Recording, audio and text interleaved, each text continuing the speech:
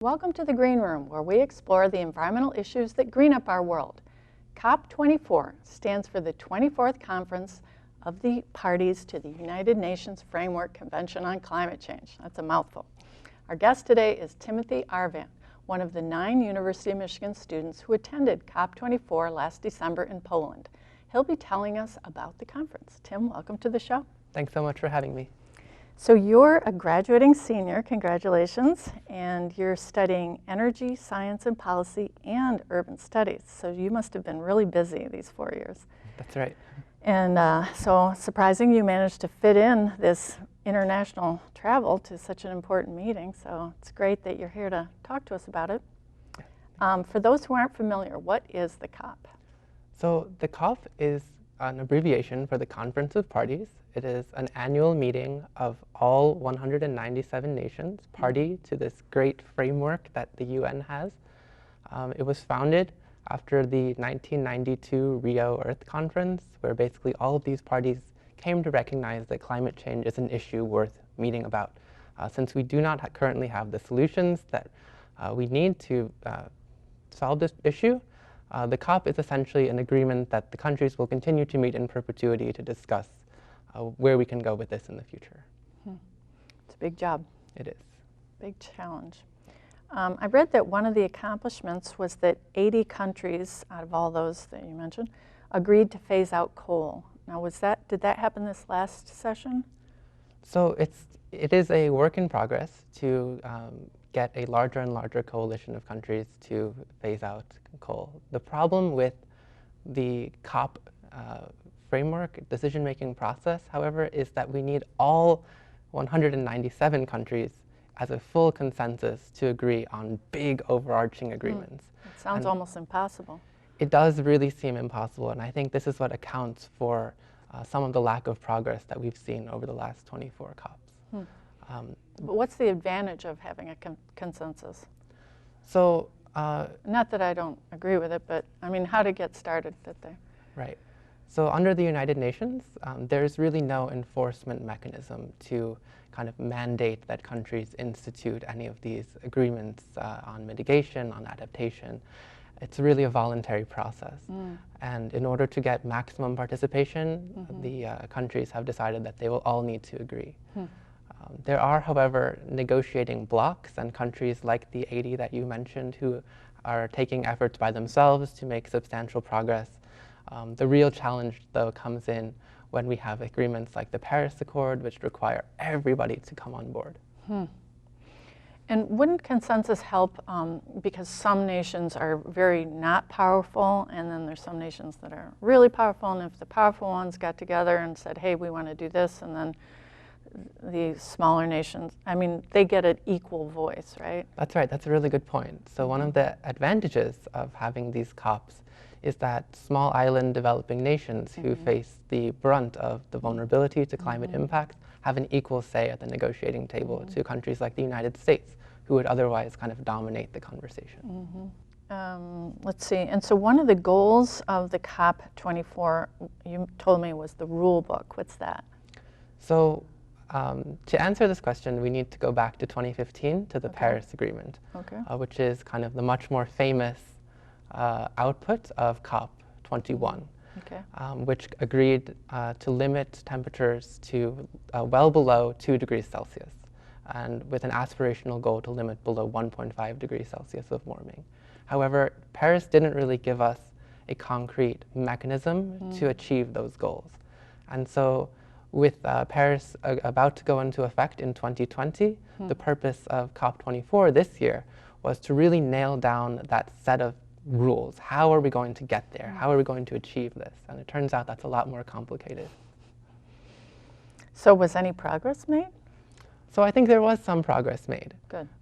Notably, countries are starting to think about this idea of climate finance, or the idea that developing nations don't have the same capacity to adapt to the damages that they're facing, and will need help from the developed world in terms of technology transfer, in terms of monies, in order to meet the commitments that they've made under the Paris Agreement.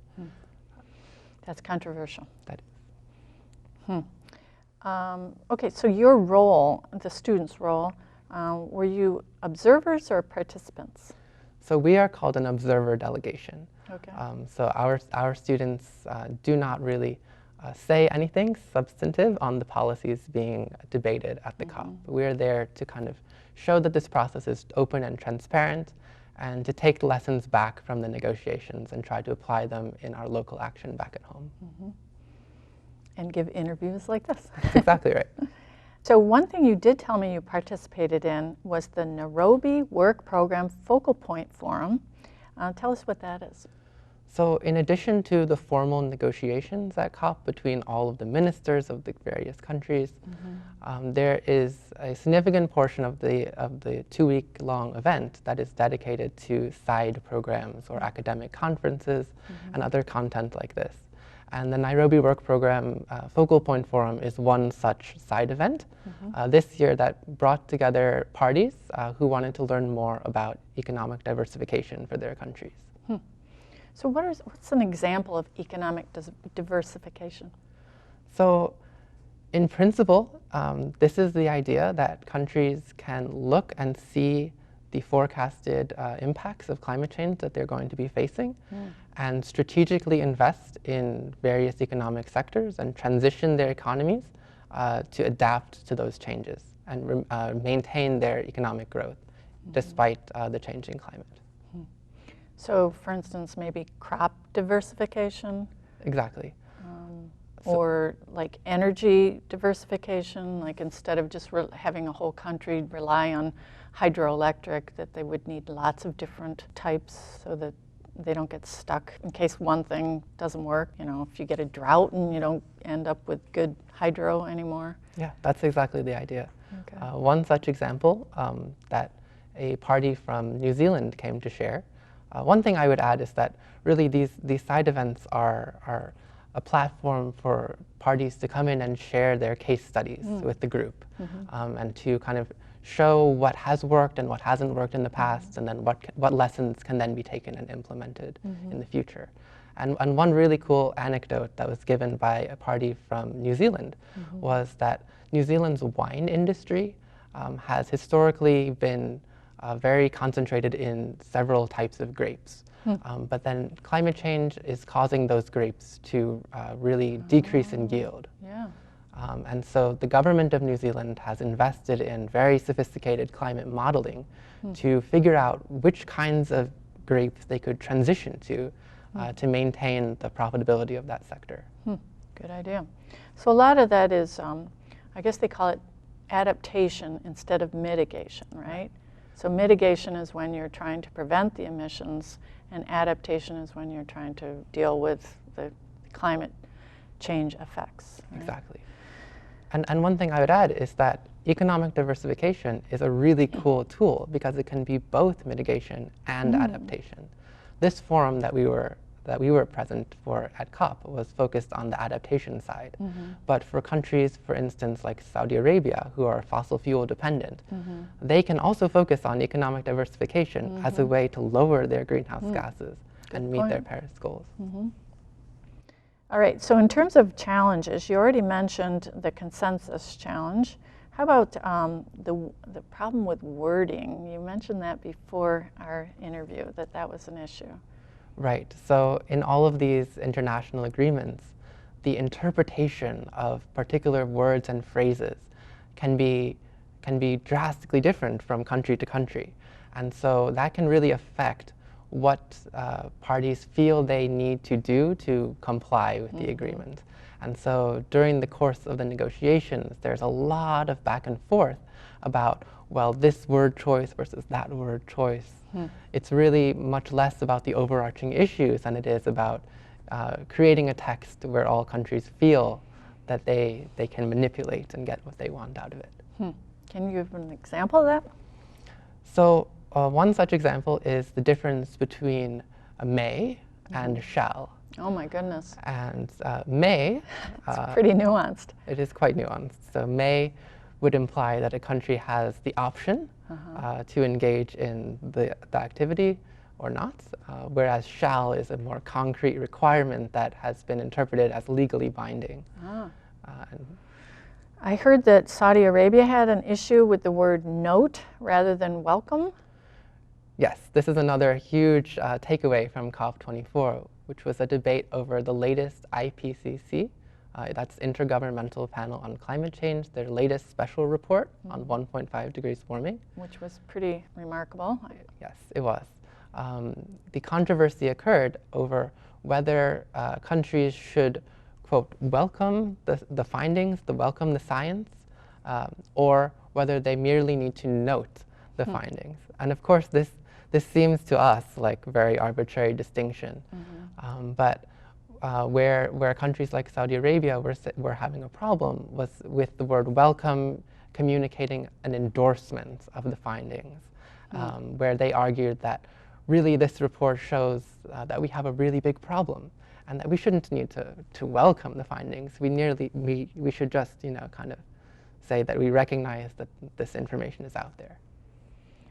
But would there be more to it that might mean, if they welcomed it, that might mean it's more urgent and they should actually do something about it? Exactly. So the large majority of countries were really pushing for the welcoming of the report to communicate the urgency. And countries like St. Kitts and Nevis made very impassioned pleas in the open plenary session, calling out Saudi Arabia for being obstructionists. And ultimately, as we discussed, there is a full consensus requirement, and this was one of the points where countries simply could not agree. And so it's just a loss to everyone when that happens. What wording did they end up with? So they ended up agreeing to welcome the timely production of the report, and they thanked the scientists for their hard work. Oh my gosh. But the science itself did not get recognized. That took up a lot of time, right? Of course, that's the meat of what's going on at the international level. It's just very tedious. So you were watching all this? So we, as observers, are allowed to see most of what goes on. And I was a representative during the first week of the 2-week conference, where most things are open to observers. And this is the kind of controversy that you are allowed to see. But there's much more that goes on behind even more closed doors, where I would imagine things are even more contentious. Wow. Well, it sounds frustrating, but it also sounds really interesting. So must have been amazing. Was it 2 weeks, did you say, that you were there? Yes. So we have a 9-member delegation, and so we split our time there between 5 the first week and 4 the second week. Oh, okay, great. What other takeaways did you take from your experience? So I think overall, we need to be very careful about putting too much faith in international actors to solve climate change for us. Really, as much as we would like to appreciate the UN and understand that the leaders of the world are working on these pressing issues, it really does boil down to what we do ourselves and our local climate actions back at home. Because this problem really has persisted for such a long time, and the negotiators really haven't made that much progress. So if people would like to learn more about the COP, where should they go? So I would recommend a publication by a group called Carbon Brief. If you Google Carbon Brief and COP24 Key Takeaways, this publication has a kind of great breakdown of all of the major negotiating points from COP24 and the places where parties couldn't agree and have decided to kick down that content into COP25 next year. And so I would highly recommend looking at that for a great overview of where we are at the international level. Great.